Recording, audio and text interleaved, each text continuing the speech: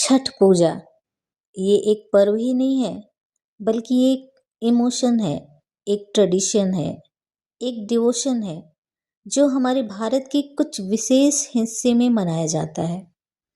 कहने को तो इसे लोग बिहार का महापर्व कहते हैं, लेकिन ये सिर्फ बिहार का नहीं है।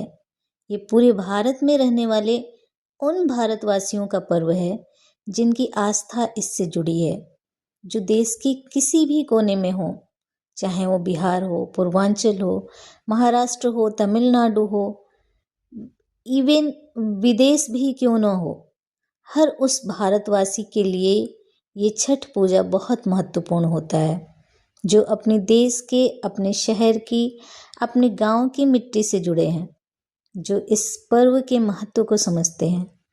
तभी तो इस पर्व में शामिल होने के लिए देश के अलग अलग हिस्सों से, अलग अलग कोनों में रहने वाले लोग 2 महीने पहले से ही आने की तैयारी करने लगते हैं।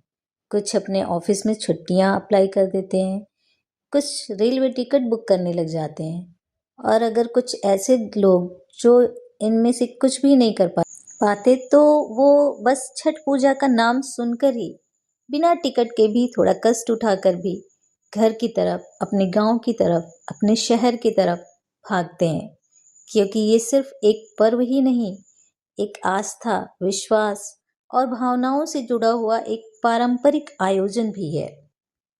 ये 4 दिनों तक चलने वाला आस्था और श्रद्धा का महापर्व छठ पूजा की शुरुआत शनिवार 25 अक्टूबर से ही हो गई है। इस दिन नहाय खाए के रूप में मनाया जाता है, जिसमें व्रत का पवित्र शुरुआत होती है। दूसरे दिन खरना होता है, तीसरे दिन संध्या डूबते हुए सूरज को अर्घ दिया जाता है, और चौथे दिन उगते हुए सूरज की उपासना होती है। यही एक ऐसा महापर्व है जिसमें डूबते सूरज को अर्घ दिया जाता है, उसकी पूजा की जाती है। ऐसा देखने को कहीं नहीं मिलता, ये हमारे बस भारत में ही देखने को मिलता है। आप सभी को छठ पूजा की हार्दिक शुभकामनाएं।